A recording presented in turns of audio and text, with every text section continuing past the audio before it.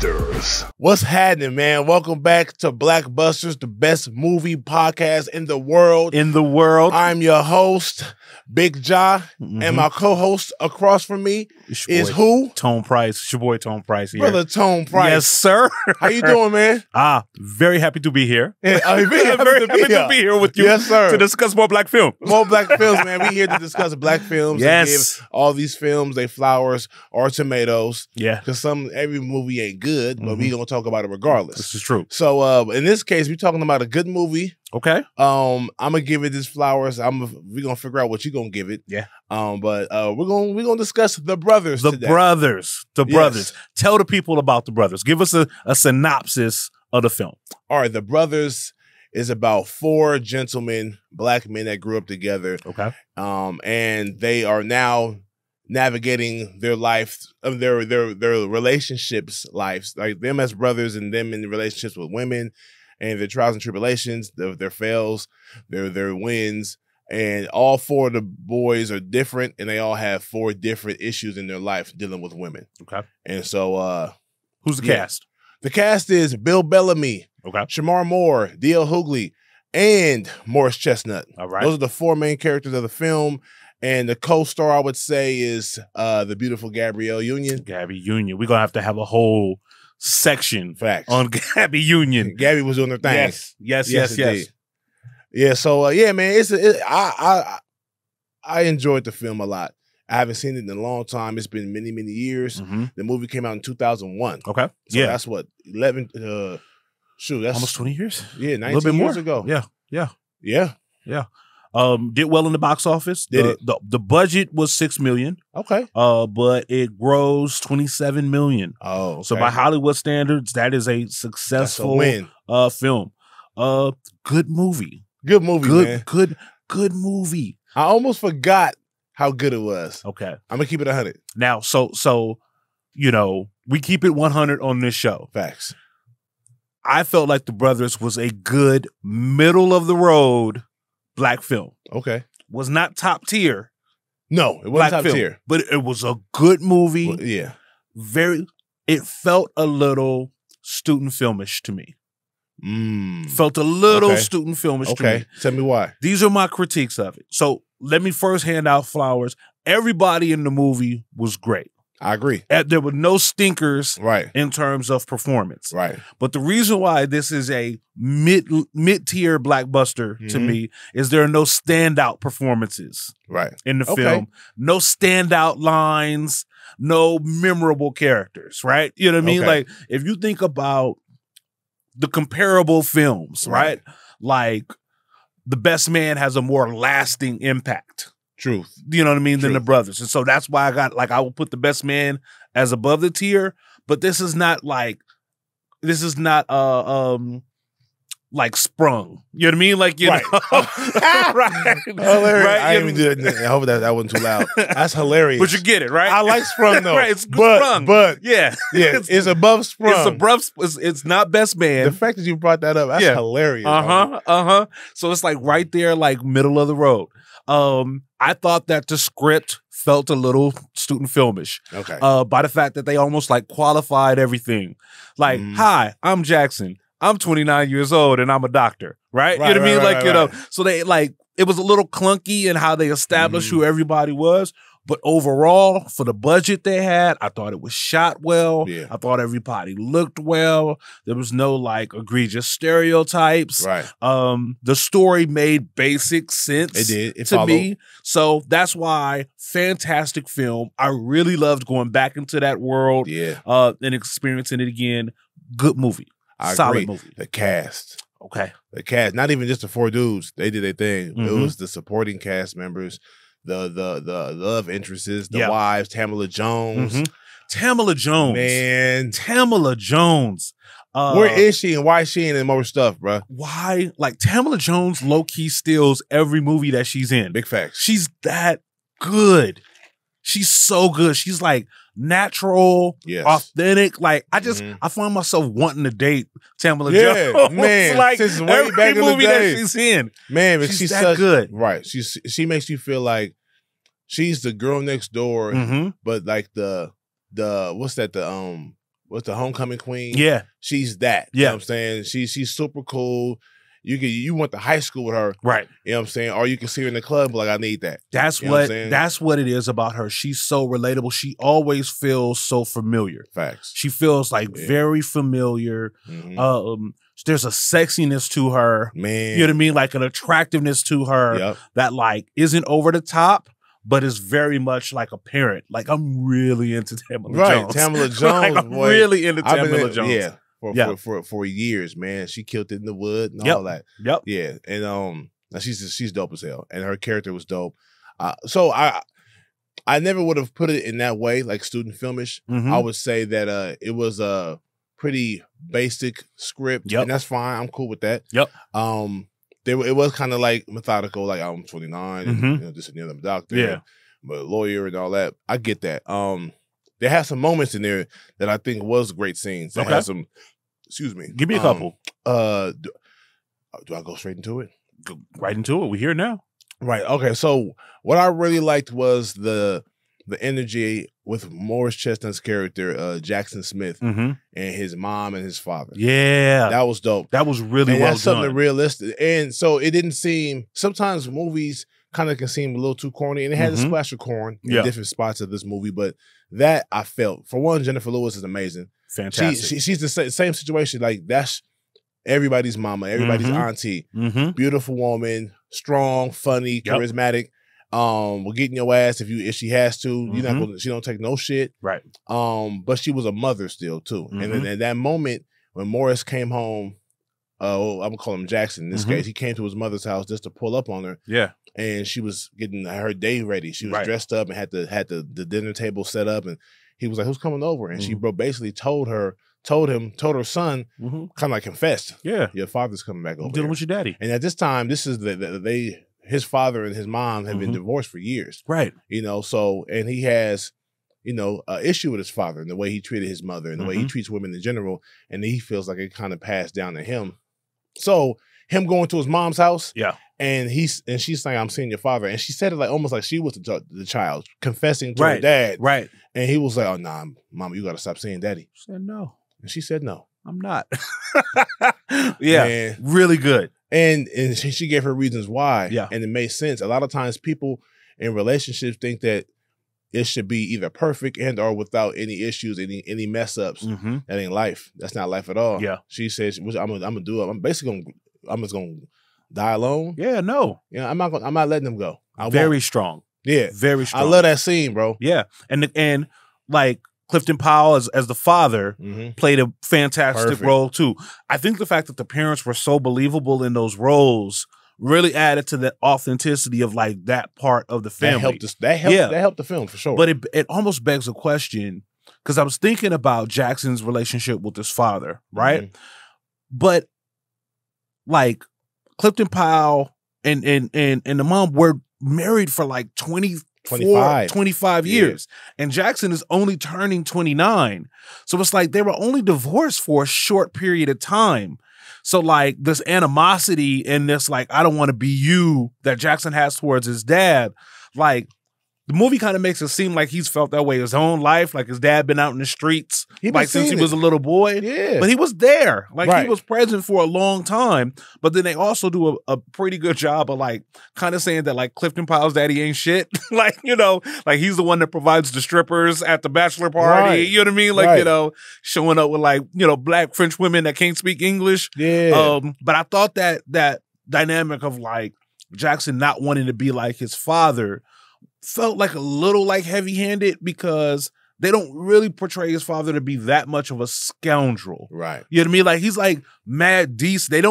They never show him doing anything shady. Right. You know, he's never disrespectful. You know what I mean? Like, you know, to the mother, like seems like a decent guy who just, you know, got divorced. Right. But it still, you know, shows up, takes care of the daughter on her birthday, you know. But I did think that those were probably the strongest performances. Facts. That anchored the film in a realistic way. And they could have had maybe one or two more scenes showing the father being a little bit less likable. Right. Because I liked the father from day one. He was decent. You know what I'm saying? He was solid. Especially, yeah, absolutely. And Morris, even the conversation when he asked his dad, like, "Why'd you bring another woman to the thing?" Yeah. And then he asked the question, he said it, and then they went on about another conversation. But later on, the mom was like, he came to apologize for that. Right. He was out of line. Oh, dude, solid. I mean, if the daddy had tried to get it cracking with Gabby Union's character upon reunion, okay, that would have cast him as the scoundrel. Yeah. Right? Like, you know, like, she here with your son, but you don't care, you still trying to smash anyway. Okay, that would have made him the villain. Yeah. And then, okay, now they made a little bit more sense. But even then, he handled it like pretty casual. He was trying to tell his old girl, like, hey, let's tell my son. Yeah, we need to tell him. And she was like, right now. I'll take care of it. Yeah. Which I don't think she was wrong. Nah. Let's go through some of the other brothers. Okay. What did you think about Shamar Moore? Ooh, well, Shamar Moore, I get that. He was the player. Yeah. I mean, all of them was out there doing their thing. Mhm. Maybe not DL, but like his kid, Terry White. Terry White, man. He was jumping into a relationship real quick, and it's two types. It was not. It's probably more than two types of players, but Yeah. it's two types. Right. Let me just snatch it the best. I finally found a woman that's dope. I'm done. I already passed up too Yep. many good women, so let I'm me done. find. I got another chance with another great chick. So let me Yep. go ahead and wipe her down right now. I already know what I need in my life. I'm good. I'm good. I'm gonna Yeah. take this dive and marry this woman. Yeah. because I've been on the market for so long. You know what I'm saying? I mean, I've been in them streets for so long. It's Mhm. time for me to settle down. I Boom. thought Shamar Moore was very good in this movie. I think he gets a bad rap because he's so handsome Yeah. that like Pause indeed, people yeah. assume that like the only reason why he's in anything Right. is because like he's like a good looking like handsome guy, right? Right. But I think like this role was just enough. You Yeah. know how in certain movies, like in some of the Fast and Furious movies, they only let Vin Diesel act so much Right. because to like really get him acting is to get him out of his sweet spot. Right. Like this, the Terry character was the perfect margin. Right. He got a chance to be cool, Yep. to be relatable, Mhm. you know, to show like some emotional range. I thought he did a good job. I thought he Yeah. played the character well. He definitely fit within the Mhm. mix. What about DL's character? DL's character was probably the misfit out the three. Yeah. Out the four. But he still works though, Yeah. because you know you guys you got because all those three guys look like they was on the basketball team. Yeah. You know what I'm saying? Yeah. So, DL and he is was like the water obviously boy. much older. Right. They made it seem like they're all the same age. Right. Yeah. So I mean Lane from the He other was the three only guys, married one. only married guy. Only married And guy. he was newly married 3 years in. Yeah. They couldn't stick to a relationship. They Mhm. couldn't commit. He had another guy that was like just got a girl trying to commit, and another dude that just can't find himself happy with women in general. Right. You know what I'm saying? Right. So they checked all the boxes. Right. And the fourth guy is not getting head grounds for separation. absolutely. Bro. Come on, man. Like at on. first If I you don't thought it want- was preposterous, but then Yeah. again I was like, nah, he's got a valid point. Because here's the thing. At the same time, why would you even propose to a woman that's not? How could you not? How Mouth could you me even get down. to that point? You got to mouth me down. Yeah. You know what I'm saying? But that's where the script gets a little like wonky. It's because he admits like the only reason why I married her is because, you know, she got pregnant, but we learned to fall in love later. So again, like makes like the overall delivery. But I thought DL was funny. I Yeah. think he was clearly just getting his bits. Yeah. Like his line was, Yeah. you know, it was a lot of lines. You could tell he was comfortable when he was hitting those punchlines. Yes. From a punchline standpoint. Yeah. And then of course he went on to, you know, star in his own sitcom. Right. And then let's round it out with like a pod favorite, Bill Bellamy. Bill Bellamy, man. Underrated. Bill Bellamy is underrated, bro. And to what I know, he's such a nice dude. Mm-hmm. And he always plays these scoundrel ass. Yeah. You know what I'm saying? Him and Right. Terrence Howard was like the scoundrel Right. homeboys of the 90s. Just the bad The- ain't yeah. shit characters. Right. But everyone loves him still. Yeah, right. You know what I'm saying? So once again, he plays another character like in Love Jones Mhm. Wood, but he's played Brian Yeah. Palmer. He's a lawyer, and he's just a playboy. Yeah. And he's a womanizer. He's a guy that doesn't really respect women or Mhm. see or maintain his understanding of the value of women. Mm-hmm. You know what I'm saying? So and then I love how they broke his story down. We kind of found out why he is the way he is. Ain't no love from his mama. Man. Yeah. And that happens so often. Yeah. You think that if you're a mom, my bad. Mm-hmm. If people think that if you're a mom, that she's automatically sweet and nurturing and Mhm. everything. She's just a mom. She Right. just gave birth. Right. You know, hopefully she had the tools to mother properly and nurture her child. But mom's is going through her own issues. Yeah. You know what I'm saying? And so, and it trickled down to her youngest son and her oldest son. And it made him feel like, I could tell, I'm looking at him, he doesn't really trust women, and he doesn't really understand how to love women because his mom ain't even gave him a hug in 10 years. That's a really good point. Like, what they were trying to do is they were trying to be like, the same way like a woman can have daddy issues and be seeking some sort of affection and comfort from a man, regardless of the man. He's got mom issues, so he's feeling he's pursuing some sort of like love and affection from women, whatever women, but it's very temporary and not rooted, much like the relationship he has with his mom. Right. That makes total sense. Yeah. The only thing that like didn't make sense was the inexplicably aggressive hug that she gives him at the end. Right? Like, that was that like... should have been a bigger moment. Yeah, it should have been a much bigger moment. Been a bigger moment. But it was just like somebody from continuity was like, oh, we forgot to like close this up. You know what I mean? To hug him real quick. They probably was saying, Aloma, that's her name. Aloma, come on back real quick before you leave. I know you said your raps. But let me have you come back and give. Come on, that's man. That's so true. And she hugged him so awkward. Yes. And it should have been a close up. It should have been said, I love you. I'm proud of you. I'm sorry. I'm sorry. Yeah. You know, but ever since his dad left, you've been cold. You've been different. You just switched up on it. So really good. He said, I'm waiting, Mama. I'm waiting for the hug. Yeah. So that line, I'm like, man, that was heavy. And so when she finally hugged him, that wait, you waited for that? Yeah. I mean, it's a hug, but I mean, it's that should have been the moment. It should have been a quick moment. And in defense of just the film in general, it's a lot to like, whenever like people do ensemble casts, right? Where like you got to tell like 8 different stories. You got to like dive into 8 different, motivations. You have to bring home 8 different outcomes. Put a button on every single that's very challenging to do. Very. But in that particular instance, I felt like Bill Bellamy's character and the relationship with his mom got like the short end of the stick. Yeah. Everybody else's stuff kind of gets resolved in a meaningful and somewhat significant way, but his is kind of like the throwaway, right? Yeah. Like, just a DL and his wife. Yeah. Sheila. That was a great moment in her office. Great moment in the office. Great moment in the office.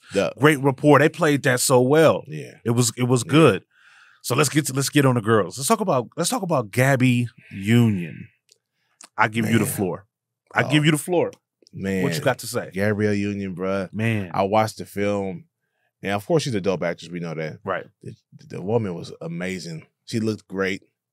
When has she not looked great? Facts. She's fantastic. She's the perfect blend of great performances and great looks. Yeah. And she did a great job. I thought it was kind of like, I did think it was a little weird how she was just she was in the park taking pictures. Yeah. And then just quickly showed her, and he was so far away, he turned around and looked right at her. What? I was like, right. You supposed to be over. You supposed to see her over somebody's shoulder taking pictures. Yeah. Right. But other than that, that was dope. I loved her character. And so, you know how she let him smash the first day, not even first night, like first couple of hours. But here's the thing, and just because she let him smash the draws doesn't mean she wasn't a valid woman. And and we still saw that she had layers. She had substance. She was a good chick, But her performance was dope. Her acting was obviously usually, in my opinion, always this top notch. She plays that character so well because she's played that character in a couple of different films. The intelligent, independent, smart, but powerful Black woman. Right. Like, she plays it very well. She played it exceptionally well in this. Like, not over the top. She's likable in a different way than like Tamala's likable because they're different kind of women, I want them both, right? Yes, right. Yes, indeed. But they play to their strengths so naturally and so differently. Right. So she looked amazing. Right. Her skin looked flawless. Skin looked crazy. As a character, every decision that she made sense. There was no decision that she did in the film where I was like, I don't get that. I don't understand that. Like, superb. Even when Pops Fred Smith was like, Mm-hmm. we got to tell my son. Yeah. We owe it to him. It's the least we could do. And she was like, no, let me do that. I'll do it on my own time. Yep. Because and it's true. She took too long though. Yeah. But I get why she did that. And she got tossed a curveball. Yeah. When Jackson said, I love you, mm-hmm. she was like, oh, now the stakes just got raised. Right. You know what I mean? Like, and so she, but I've always felt like she was going to do it. Yeah. I just think that, of course, the timing of like overhearing the answering machine message, threw her timeline out. Right. But I thought she was fantastic in this movie. And it was realistic. I mean, now question, are you going to continue to pursue a chick that used to date your dad? That's another thing, man. That is the smash or no smash. Smash, absolutely not. But yeah, absolutely not. This is it's a very good point you bring up, Joe, which we should talk about, which is these either visible or invisible disqualifying laws when it comes to dating. Right. There's a lot of code stuff of things that like you're not supposed to do this or you're not supposed to do that, right, or whatever. In this particular instance, dating someone that like dated my dad feels like it would be just dead on arrival. Right. That there's no way that I could do that. Right. And if presented to me as from the beginning as like, your daddy used to date that person. But if I already got involved with someone, already had strong feeling, I imagine it's something that I'd be able to get over. I imagine so. I feel like that's the opposite. I feel like if I don't have major feelings for you yet and I find that out, I can be like, oh, hell, damn, okay, well. Yeah. All right, well, shit. Let me try to figure this out. Let me see if I can still work with this information and still pursue. If I'm already in, I'm involved with you, I'm already feeling you heavy, got strong feelings, and then I find out that this happened before, even it's before you met me. Well, you should have told me before I got involved in you with this. Have you dated a girl and like you were a couple of weeks into the dating and then found out that like, oh, a homie is smashed? Oh, yeah, I have. Did you keep going forward with the girl or was that a deal breaker? I was a young and immature guy. So you shut it down? Absolutely. Yeah. That almost happened with me and my wife. It almost happened with me and my wife. So I took my wife to a Laker game. We was at and this is like, I'm like 6 weeks into this and I am in love and just like happy as hell. Right. And we out in the streets, like we doing it. This is wonderful. And I'm at a Laker game and she has to go to the restroom like most women do. Her bladder is like the size of like a child's fist. Yeah. Shot glass. So while she's in the restroom, one of my homies, a guy I know from college, rolls up, Tone. And this is my guy, right? Like, we weren't like best friends. We weren't even cliquish, but just very good solid dude. I was happy to see him. He was happy to see me. We hugged each other big. Da-da-da-da-da. Yeah. And so, who you here with? I'm like, I'm here with my girl. And for some reason, I was like, yeah, and pulled my phone out and showed him a picture of my girl. And he was like, Kendra? Just like in a movie. And I knew from the way he said her name what had happened. And she came out the restroom and we had that awkward, hey, good to see you. All right. All right, man, be easy. Stay easy. He walked away. I was incensed. I was furious. Damn. I was so mad at her. We was walking. I'm walking like 5 paces in front of her. Oh, you know what I mean? Like, I'm fracka. Like you remember how they used to curse in the cartoons? Yeah. Like I'm doing all of that shit. She's trying to be like, what's the problem? What's going on? I'm so angry. But ultimately, as soon as I could get out of my feelings, I had to like reconcile with myself that like it easily could have been reversed. You know what I mean? Like easily we could have ran into a girl that I had smashed. We both had a history before we were together, was I really going to throw away all of this positive feeling because you just so happen to get with a guy I know? And she didn't know you knew him. She didn't know. Oh, that's totally different. Yeah. Like my situation was, I've had a few, but my situation was I knew the dude that she had been with.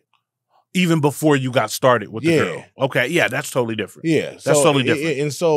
It's been flipped too, where I was the guy, oh snap, and this is one of the homies' ex-girls, and I didn't know. Right. You know what I'm saying? But now that he knew me and I knew him, and she knew that we knew each other, she was like, nah. So it just all falls apart. Yeah. So, and I get that. I mean, it depends. Can you imagine a scenario where it survives though?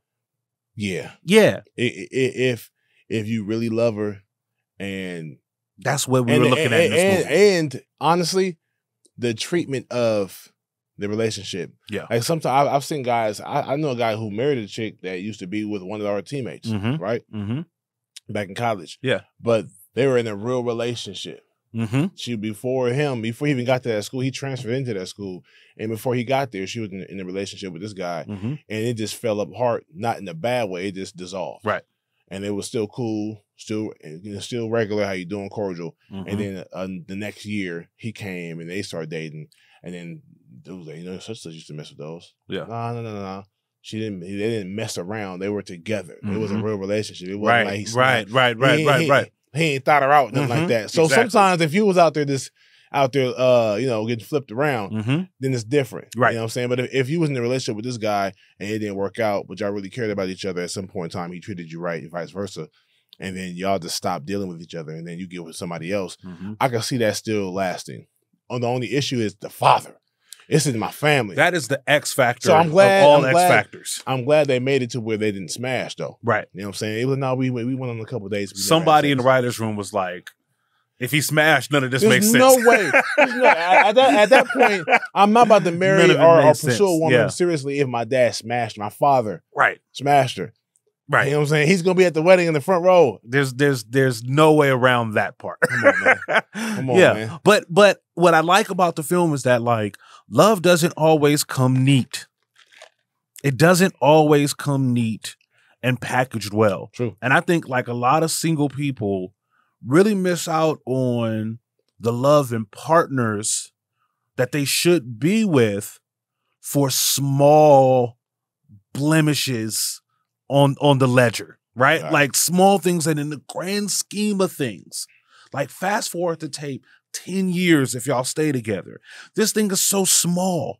It's so insignificant. Think about everything else that you might miss out on because you can't get over the fact that this isn't presented 100% the way you might like it. Right? Like, you really got to be able to get past that. And so that's what like all of the motivation behind Jackson's character is is he able to get past it? And I think the most important thing that the movie does well is like, don't miss out on the love of a lifetime on some other stuff.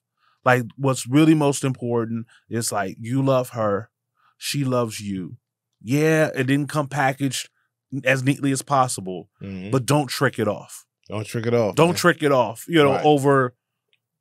over something less significant than like what it could potentially be. Right. To me, that's the big call out. And the only way that was possible is to make it to where they didn't smash. That they didn't smash. Right. So yeah. That's the real. Even the therapist was like, did she sleep with him? Yeah, right. You know what I'm saying? Yeah. He was like, was she sexually intimate? Yeah. He was like, nah.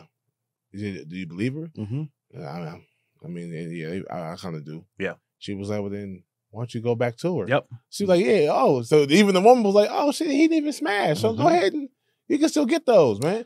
I think his issue with his pops, that even made it worse because he already had issues with his dad before she even came to the picture. Right. They were already cold and kind of cool towards each other. Yeah, but he was trying to he was still cool with his dad. It was still love there. Yeah. But it was a little resentment there. Yeah. Because like you said, he was turning 29. They was married for 25 years. Right. So, that divorce is less than 5 years old. Yeah. And he's probably, even though as grown as you are, you still be affected by it, especially seeing your parents together for so long and then seeing that marriage just dissolve, and after 25 years, that does something to a person because he could be thinking like, see, like, love ain't real. That's where his fears were coming from, you know, all of the above. Right. Here's a curveball for you. So let's talk about Tatiana Ali. Okay. Right? Tatiana Ali is supposed to take the mantle from Gabby Union and have like 3 rom-coms where she's the star. What happened, man? Okay, so this is the one that I was thinking about.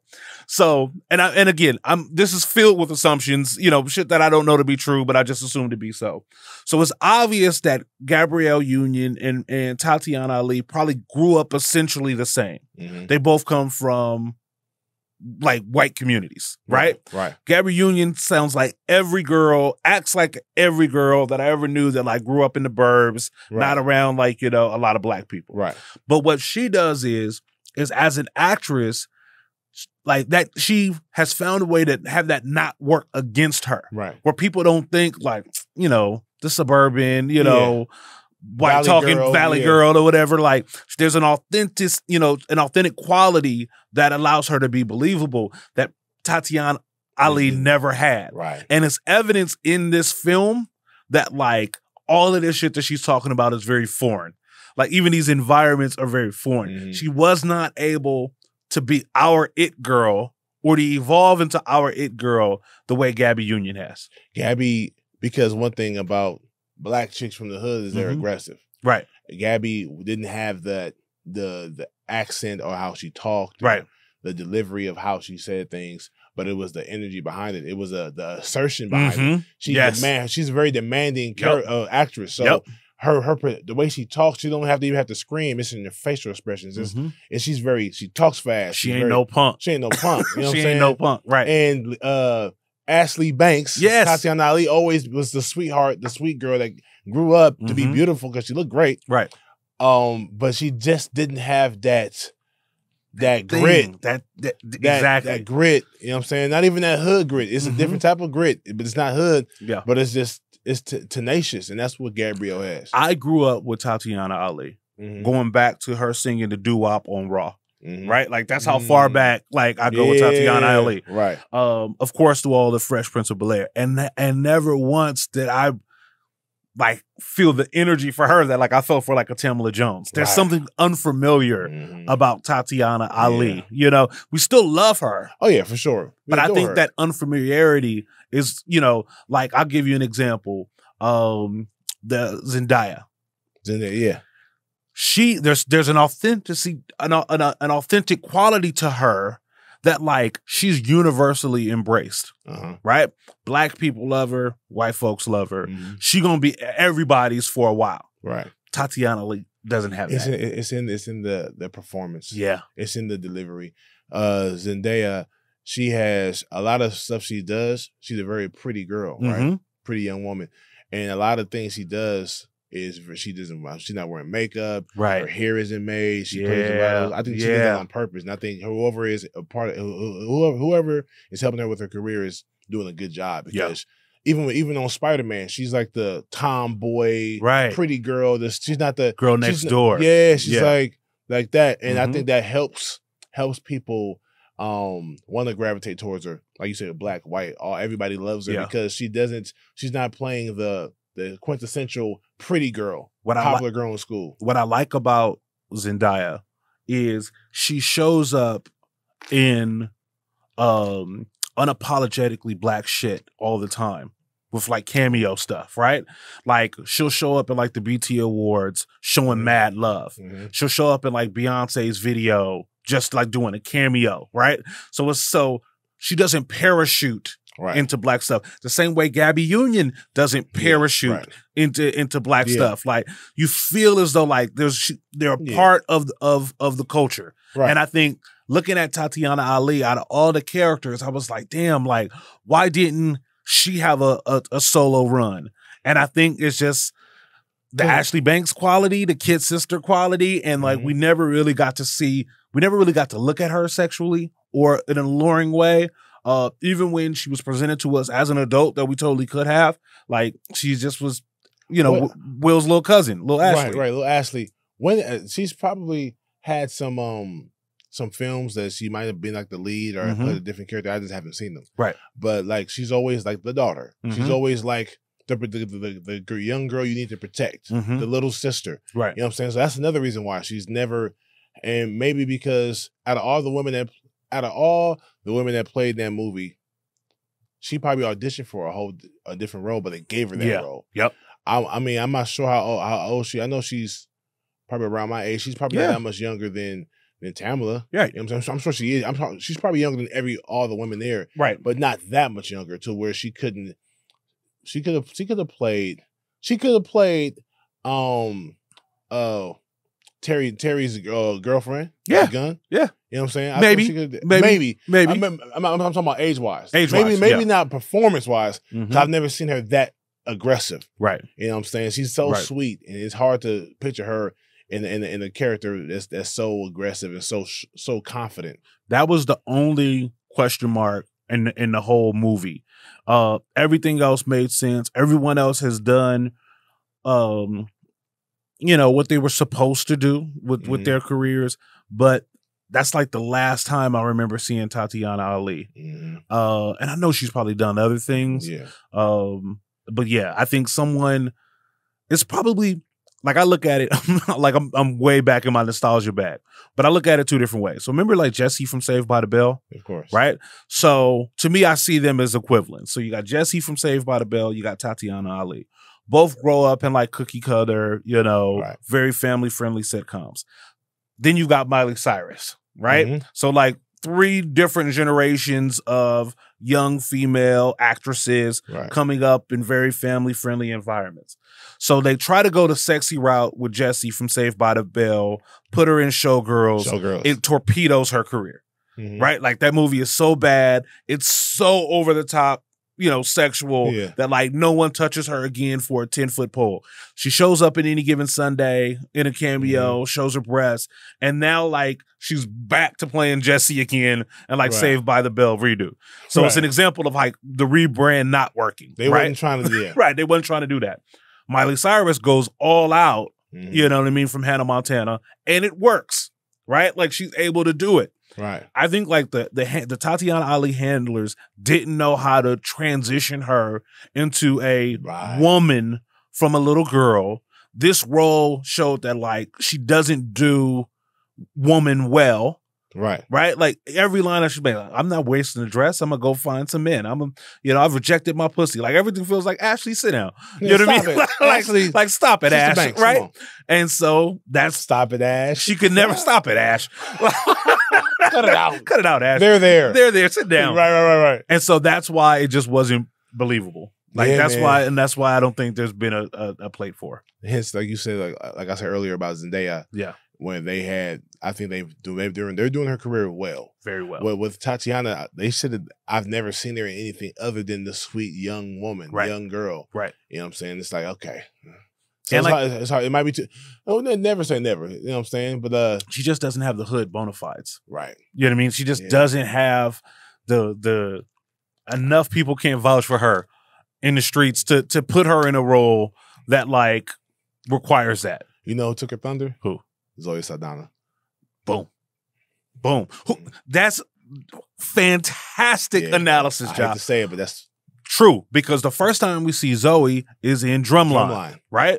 And they both feel like they came from prep school. Yes. They both feel like they came from prep school. But Zoe's got an authentic vibe to Zoe her. did the Guess Who? Yes. Bernie Mac and Ashton Kutcher. I was like, yeah, she's definitely the prep school, middle class girl, black chick. Boom. You know what I'm saying?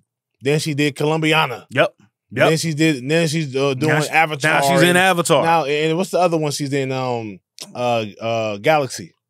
Oh yeah, Guardians of the Galaxy. Now she's just superhero. Just a mega career.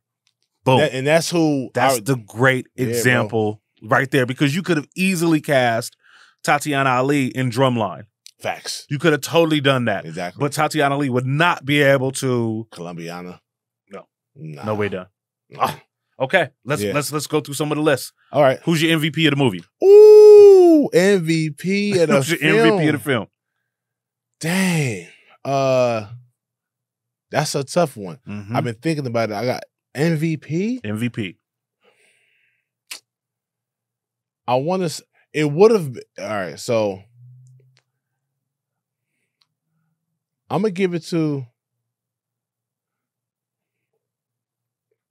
I'm gonna give it to Morris. Morris. Yeah. All right. Defend your selection of Morris as the MVP. He was solid through the whole thing until until he wasn't, and he only wasn't because he found out that his girl was used to date his father. Right. That's a legitimate reason to stop dealing with her. He didn't do outside of that. He didn't do nothing goofy. He was a good dude throughout the whole movie. Right. He opened up his heart to her, like the therapist asked him to do, and he was in love. He was happy. And then he got the bomb dropped on him, and things went left on him. Right. He cussed his pops out. That was kind of shady. Right. His dad didn't deserve that. Right. You know what I'm saying? But for the most part, he made up for that by talking the old girl down with the gun. Yeah. Yeah. Talking BB down with the gun. He's my MVP. My MVP? Gabby Union. I thought about that. Gabby Union changes the whole movie. Everybody gets their shit together because of Gabrielle Union, right? Everybody. And she is a force of nature. She's a straight line the whole movie. She doesn't change who she is. She doesn't make any unnecessary apologies. She doesn't say I did anything wrong. She's consistent for the whole movie.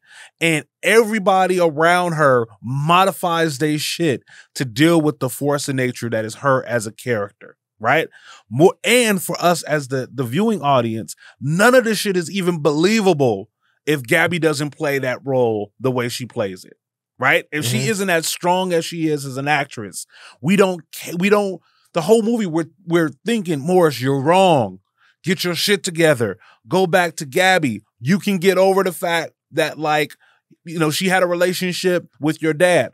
But none of that works if Gabby isn't 100% believable as a character on the screen, right? 100% believable. That's why she's my MVP. I feel you. I hear you.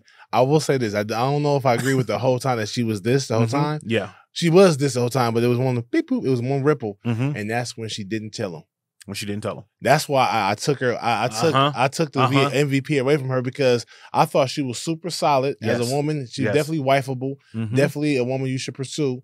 And it just so happened she dated the older guy, and the older guy would end up being the father of this new guy she's dating. She should have told him off top, especially when he said, "I love you." Yeah, I love you too, and this is why I'm telling you this. And this is why I have to disagree with you. Okay, because you're right. That's a great point.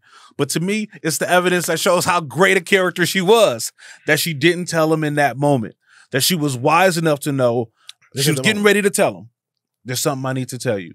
I need to go first or something. I love you. Right? And even when you could tell when she said, I love you back, it was a heavy I love you.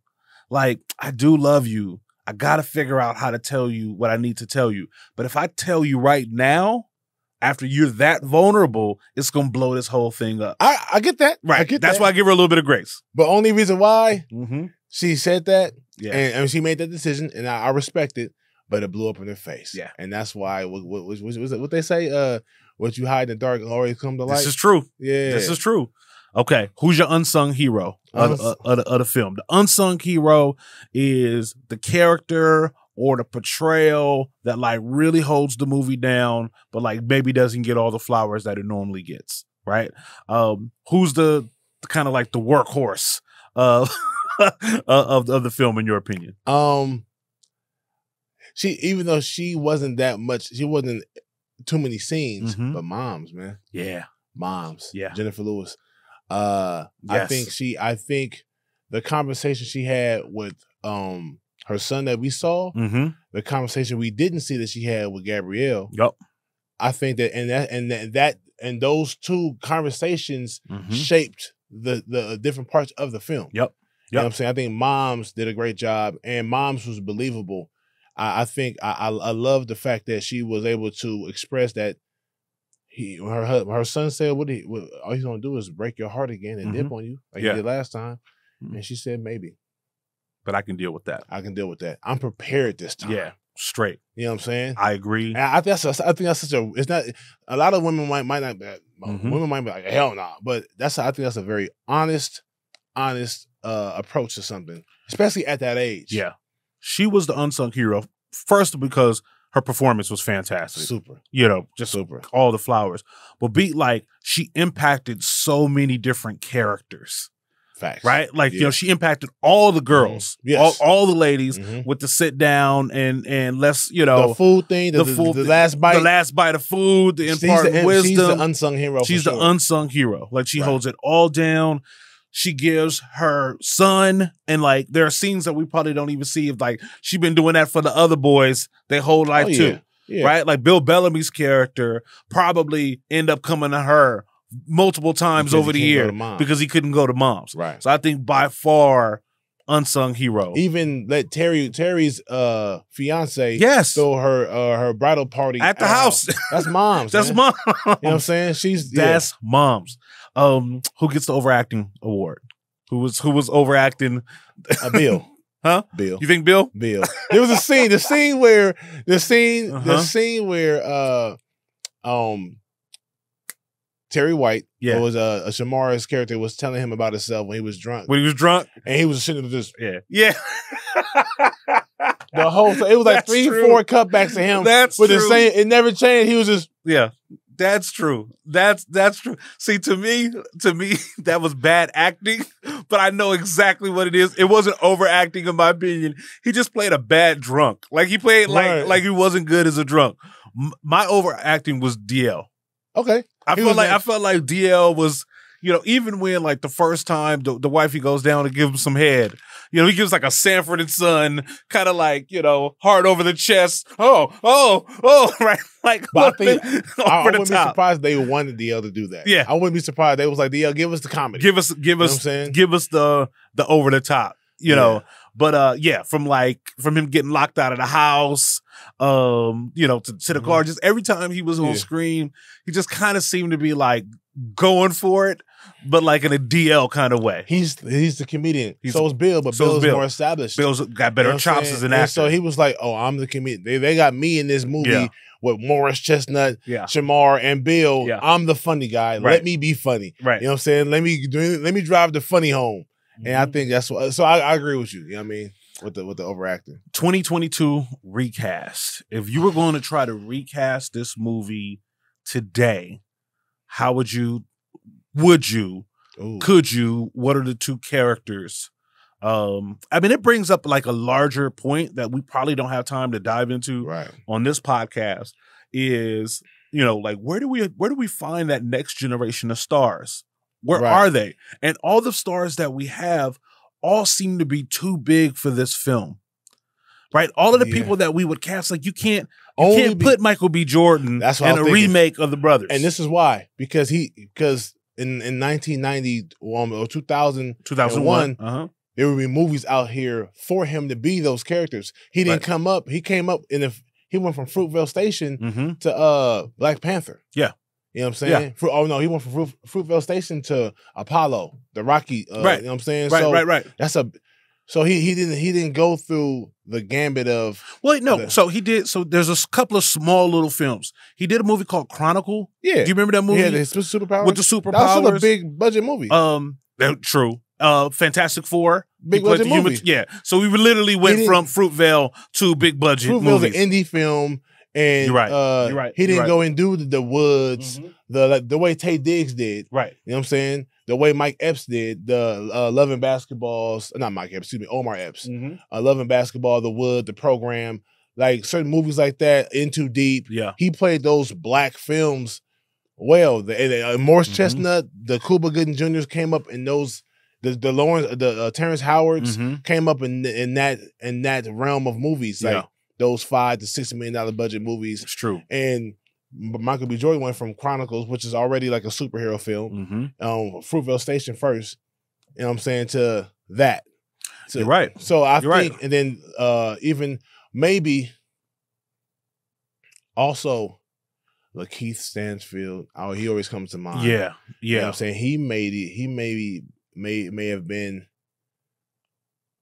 I could see him playing the D.L. Hoolie role. Right. This is very difficult because, again, like to your exact point, there isn't like none of like today's like black actors who are in the age range to be in this recast, you're right. Like none of them have like the lily pads of work to call out. Like it's either like no one knows who they are, right, or they're already bigger than this kind of film. So and these guys are playing 28-year-old men. Mm-hmm. Okay, so like for example, Yvonne Orji can't take the Brothers remake. You don't think so? I don't like. I think she. I see it. I could see her agent saying, "You're coming off of Insecure. You should be looking for bigger budget films, right?" Like like I couldn't see her. It almost feels like would a Brothers remake be a step down from Insecure for her? Oh, here's the thing. If it's I can't say that. Mm-hmm. Never mind. Yeah. I almost make a statement. Yeah.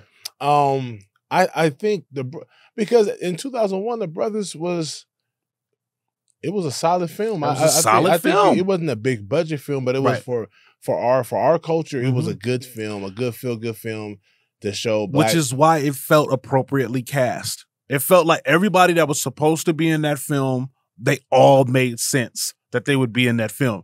What would be weird is if there was a superstar, you know what I mean? Like if you think about like the real black superstars at the time starring in that film.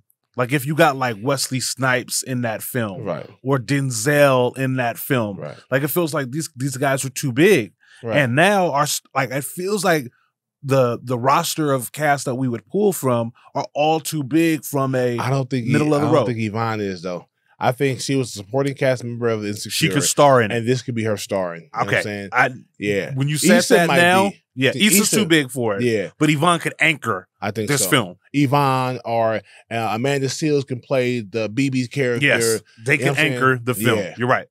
You're right. Yeah. But I get what you're saying. Like, it's I think the Brothers, if it came out right now, especially now, if that movie came out right now, yeah, I could see, because I think it would be a big movie for right now. What would be the natural progression is all of the kind of B players and Insecure, cast them in this film, right? And then do like 3 or 4 movies, which is what essentially happened with this run. Like Morris Chestnut was this. He was in Deliver Us from Eva. Two Can Play That Game. Two Can Play That Game. Mm-hmm.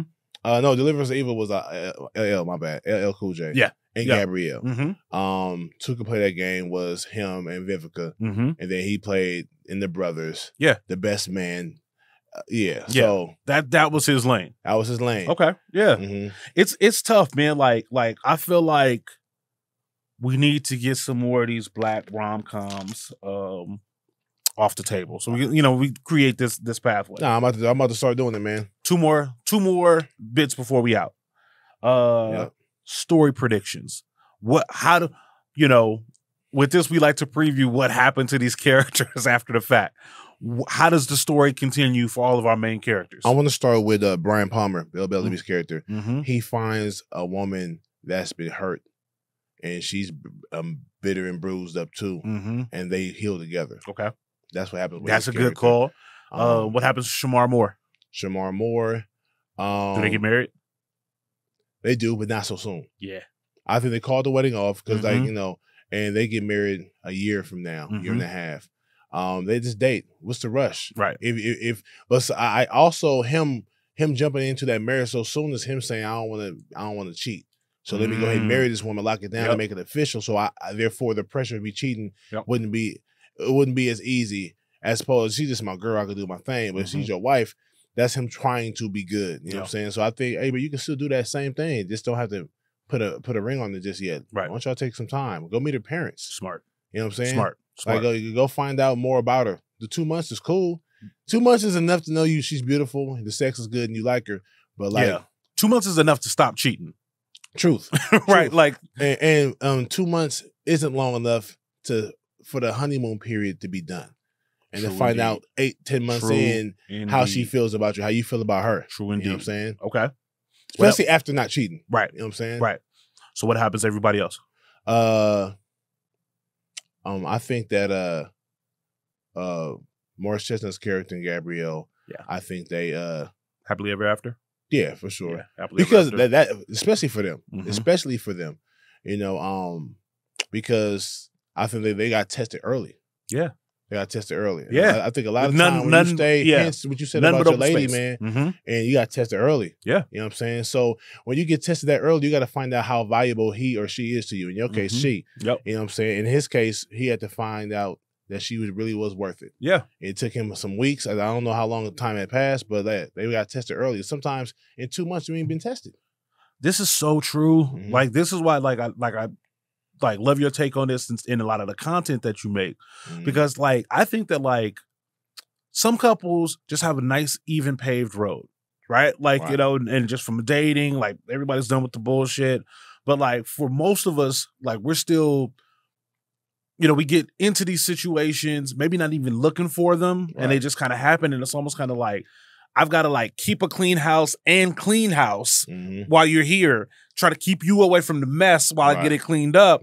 But you in here now. And so I think like couples that get tested early, sometimes the couples that get over those early tests are the ones that go the distance. And I think a lot of times we find a lot of people that just kind of bounce around from person to person because when confronted with that stuff, adversity, they don't see a red flag. They just see something to get over with. It's not like a reflection of like long-term behavior or like, oh, she's going to be this way all the time. It's just like, okay, this is a thing. Do I want us more than what I feel about this thing? And if the answer is yes, the people that get over the hump are the ones that like get it done. Right. I agree. Yeah, man. What's your prediction for Tatiana Ali's character? How does she end up? She ends up thought it out, in my opinion. Huh? She ends up thought it out, in my opinion. She got to, man. She got to go through some adversity, man. She go off to college and get slid into a few times more too many. You know what I'm saying? Bless her heart though. But she's at the end of the day, she's going to end up being okay too because she got a great foundation. Yeah, she got a great brother that loves her, and she got a pops that still cares about her. No matter one thing about that situation is, he might have divorced his wife and had an issue with his other son, but his oldest child, but he was still there for his daughter. Yeah, and he seemed to be a solid pops. She seems like a young Gabby Union.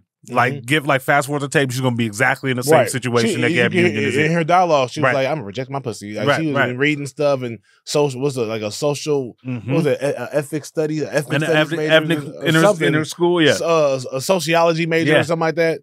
Perfect. Yeah. So yeah, man. Time for the fist rankings. Ooh. Okay. On a scale of 1 to 5 fists, black fists, how many fists you giving this movie? I'm gonna give it a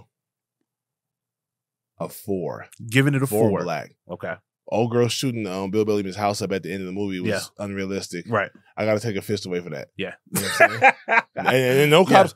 I know it's the hood. No cops don't got to be out there, but it's be people outside. But nobody outside. Just letting her shoot. Just letting her shoot. Come on now. Ain't nobody in the background outside. No sirens. Looking at her like. Yeah. Anyhow, but I think the movie was great. I loved it. I loved it. With that being said, I still give it a 4 black fists. Yeah. I give it 3 black fists. Okay. This is a 3 black fists. It's a good movie. It's not, if it was a bad movie, it would get 2. But it was good. It was solid. It was well shot. It was enjoyable. Didn't feel cheap. No lines that, will stand the test of time. No iconic characters. Nobody stands out. Just a really good ensemble black film. And for that, it's getting 3 black fists from me. Just being solid. For sure. For just being solid. Indeed. That was the brothers. The brothers, man. Thank y'all for tuning in to Black Busters. Yes.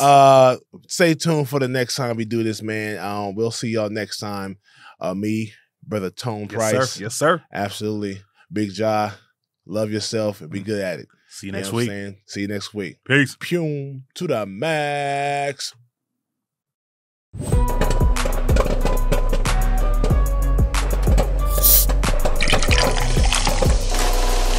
Black Busters.